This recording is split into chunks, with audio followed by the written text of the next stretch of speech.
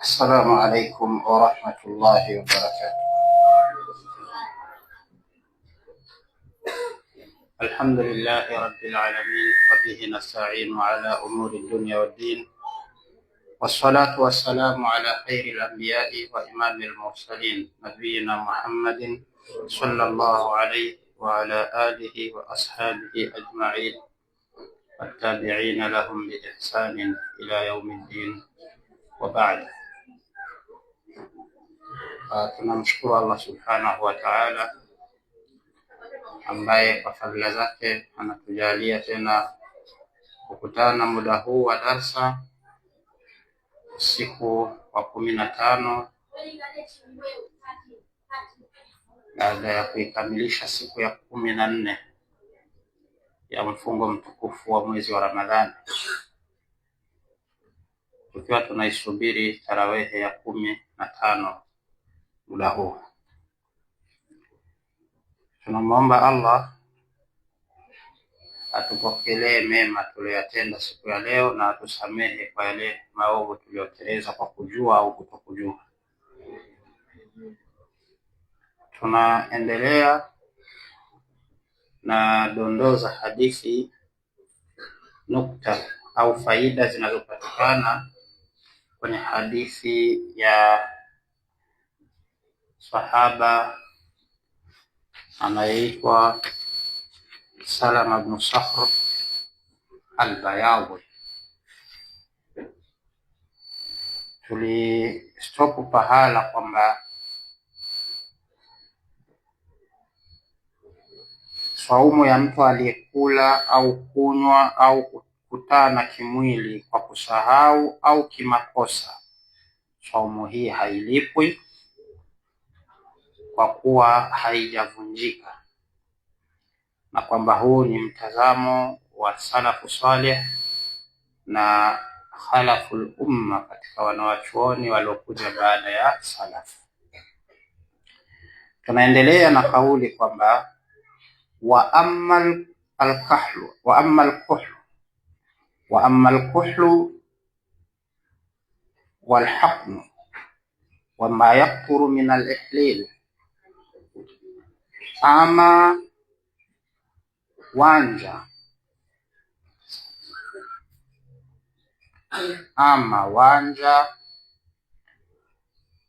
sindano na matone ya dawa yanayoingizwa kwa kupitia mishipa au mirija ya sehemu za mbele za siri,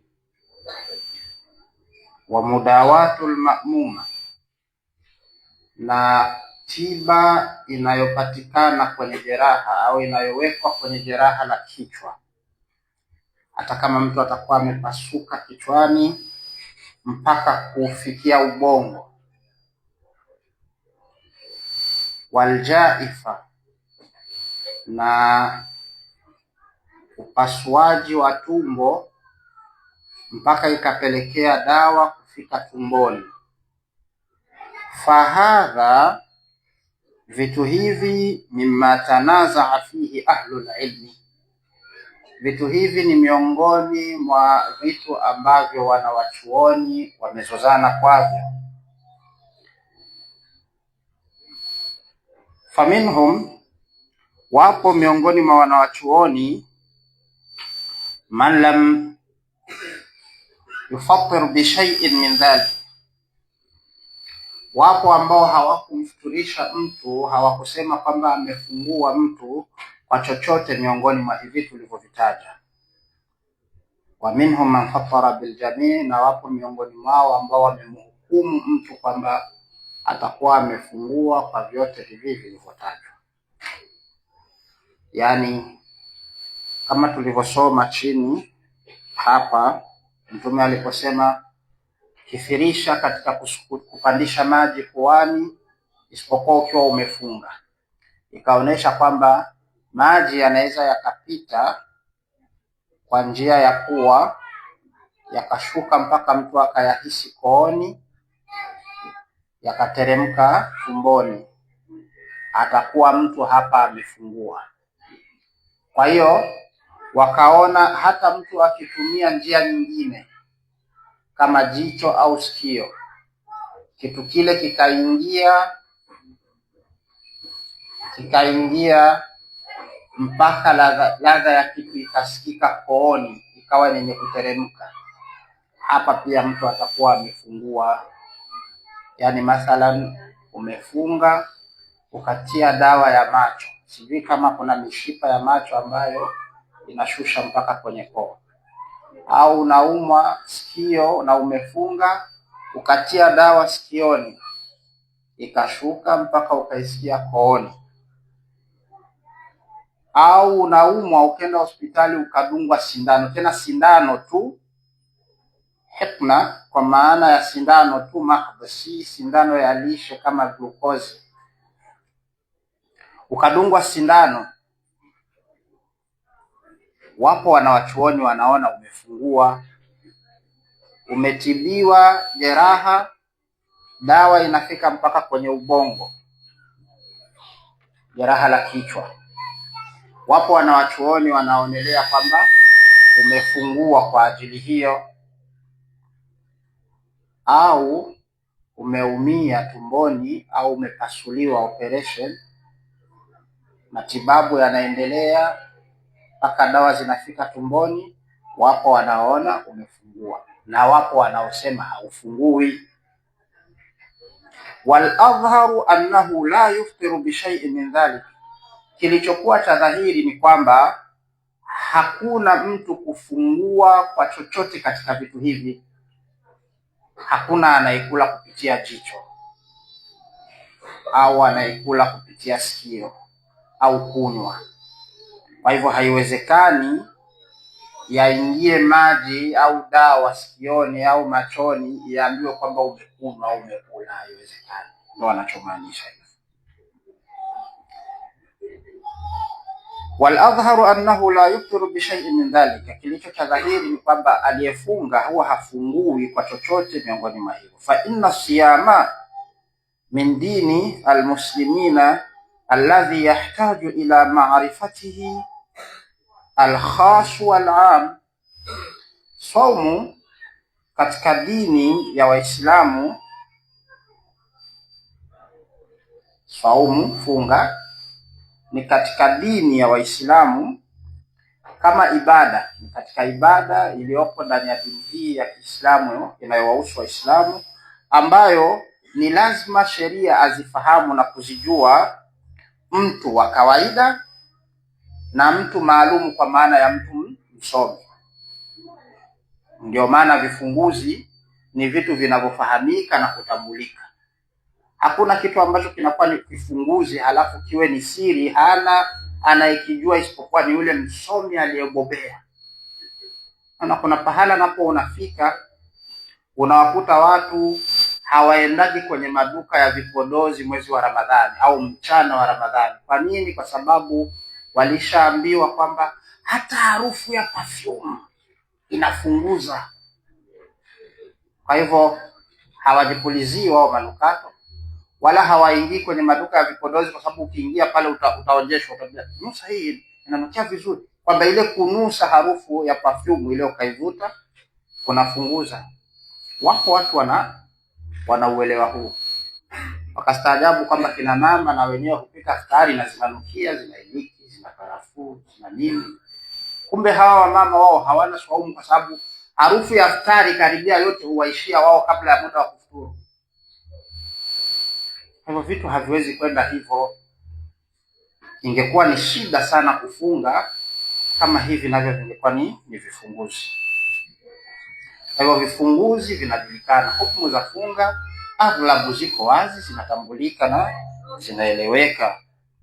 Falau kanat hadhihi al-umur mimma haramahu Allah wa rasuluhu fi siyam, laiti mambo haya yangekuwa ni miongoni mwa mambo ambayo Allah na mtume wameharamisha katika funga, laiti yangekuwa ni haramu kuyafanya, kutumia dawa ya sikio, ya macho, bwana, kujitibu donda kichwani, kutibu donda kwenye tumbo, ingekuwa ni haramu, mbona sheria ingekuwa shabainisha?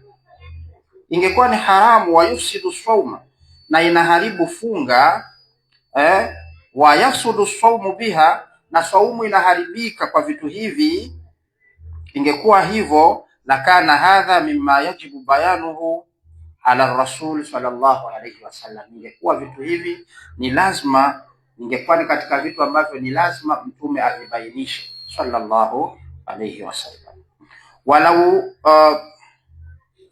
walau dhukira dhalika la alimahu sahaba, au walau dhakara dhalika, na lau mtume angekuwa amevitaja basi masahaba wangevifahamu, wabalaghuhu al-umma, na wangevifikisha kwa umma wa mtume sallallahu alayhi wasallam, kama balaghu saira shar'ihi, kama ambavyo walizifikisha sheria nyinginezo.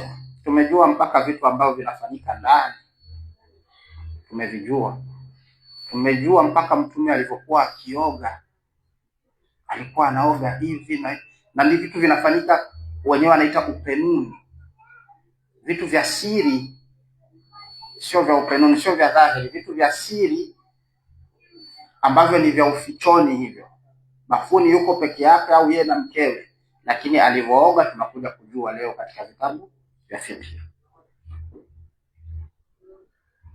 Falamma lam yanqul ahad min ahli al-ilm an an-nabi sallallahu alayhi wasallam, kutokana na kwamba hakuna yeyote katika watu wa elimu aliyetunakilia hukumu ya vitu hivi kwamba vinahusika na kuharibu funga, kwa kuwa ni hivyo hakuna aliyevinukuu fi dhalika la hadithan sahiha wala dhaifa, hakuna aliyenukuu si hadithi sahihi au dhaifu, wala musnadan wala mursala, wala hajatunukulia hadithi yoyote ile inayoweza kutegemewa, inaweza kuegemezwa kwa wanawachuoni, au hadithi yoyote mursal, mtu angalau ajifanye yeye ndo anaongea na kuinasibisha kwa mtume.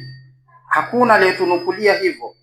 Ulima annahu lam yuzkar shay'an min dhalik, inatambulika hivyo kwamba hakujatajwa chochote miongoni mwa hivi kutoka katika sheria.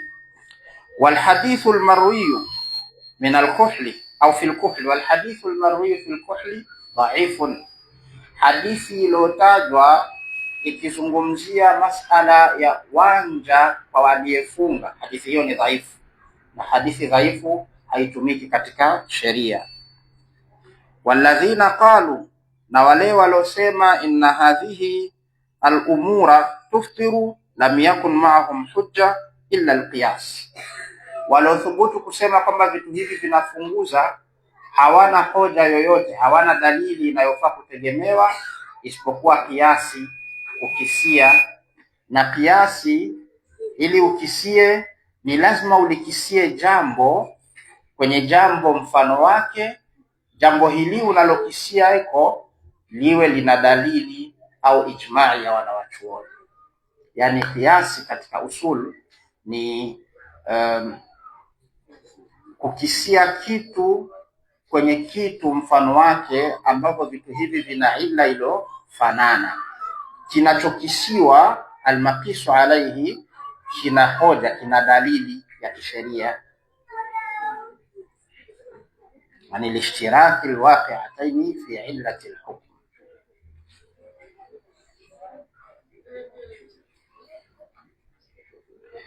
Wa aqwa mahtaju bihi, na hoja ya nguvu walioitegemea ni ile kauli ya mtume wa baligh fil istinshaqi illa an takuna saima, na ukithirishe katika kufanya istinshaqi isipokuwa ukiwa umefunga.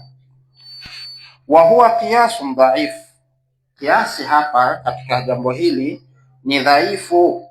Wa dhalika anna man nashaqa almaa biminkharihi yanzilu alma'u fi halqihi wa ila jawfihi. Mtume alipomwambia mtu pandisha maji puani wakati wa kutawadha na uyatoe, na huo ukifanya hivyo sana isipokuwa ukiwa umefunga, hapa alikuwa anamaanisha ukiyapandisha kwa nguvu, yanao uwezo wa kupanda na kupitiliza mpaka kooni mpaka tumboni, njia ya kuwa kwenye mshipa mrija wa pumzi kuna makutano baina ya koo na pua upo. Wakati mwingine unaweza ukala chakula kama wali ukajikuta unakohoa kwa kuwa kifuniko cha kuziba sehemu ya pumzi kilikawia wakati wewe unateremsha chakula, badala ya kupita kwenye koo ya chakula ikapita kwenye koo ya pumzi. Ukikohoa unaona wali unatokea puani, ulipitiliza. Hii ilishatokea kwa watu wengi. Kwa nini? Kwa sababu kuna mirija miwili ambayo inapitisha vitu. Mmoja unapitisha pumzi, manake mapafu yako huku tumboni, pumzi hutoka huku ikapita ili ipumuliwe puani, na nyingine huvutwa ikaingia ili. Hivi ndivyo ambavyo Mwenyezi Mungu alivyoumba.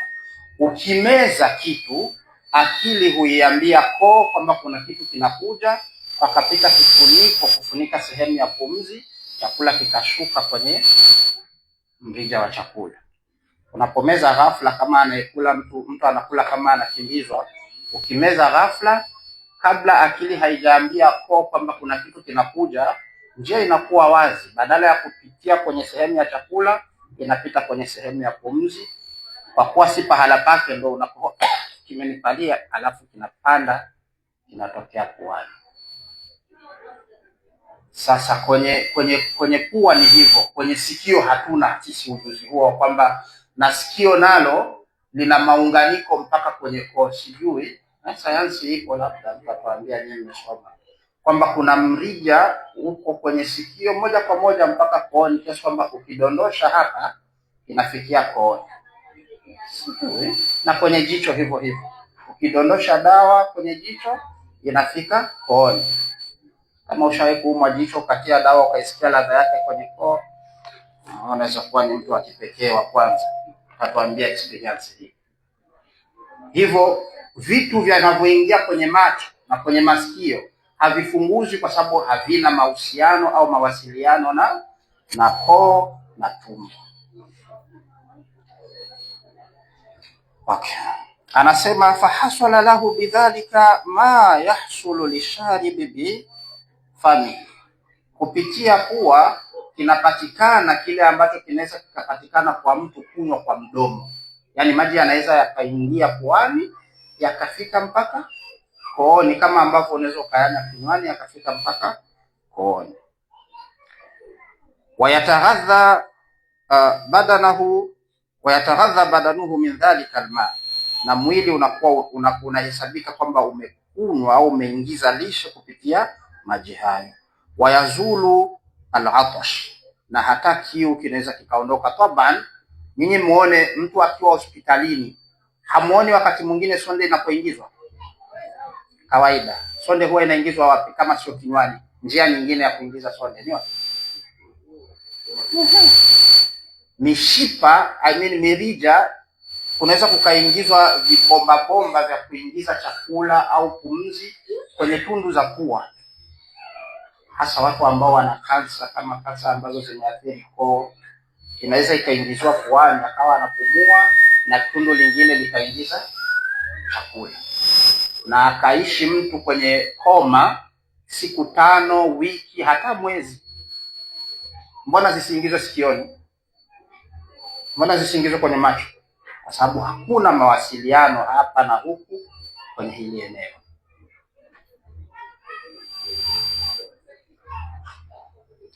Falau lam yarid an-nassu bidhalika la ulima bil aqli anna hadha min jinsi ashurb, hata kama kusingepatikana dalili ya Mtume sallallahu alaihi wasallam kama hii hadithi bale fil istinshaq illa an takuna saima, hata kama hadithi hii isingekuja, bado akili zetu zingetutuma kwamba mtu anaweza akaingiza maji puani na yakafika tumboni, zingetutuma hiyo, sababu ni kitu kinaeleweka. Faswaimu nuhiya anil akli washurbi li anna dhalika sababu at-taqawi wa laysa kadhalika al-kuhlu wal hiqna wa mudawatu al-jaifa wal ma'muma fa innaha la taghadhi al-batta au la tughadhi al-batta. Vitu hivi tulivyovitaja juu, kama kujipaka wanja, kujidunga sindano ya dawa, sio ya glucose na sisitiza, kujidunga sindano ya dawa, kujitibu donda la kichwa, kutibu donda tumboni, hichi sio chakula, si njia ya kula au kunywa. Hivyo hafungui mtu. Nenda hospitali, nenda katibiwe, una malaria na umeamua kwamba mimi pamoja na kwamba ninaumwa nitafunga, basi nenda ukapate dawa, katibiwe. Maadamu hauinywi kama vidonge, unadungwa sindano kwenye kalio, kadungwe, hakuna tatizo. Hichi ndo kinachokusudiwa. Umekaa pahala, umeumizwa kichwani, wanaambia tutakudunga sindano hapa ili kukushona. Usidunge, ninafunga. Wewe utakufa. Wacha udungwe sindano alafu ushonwe, na hakuna tatizo kwa funga yako. Hii ndio mukhtasari wa hichi tunachokizungumza. Mpaka hapa na stop. Kama kuna swali, bismillah. Kama hakuna, tunaweza kuswali insha Allah. Tutamalizia kipengele hichi kilichobaki siku ya kesho.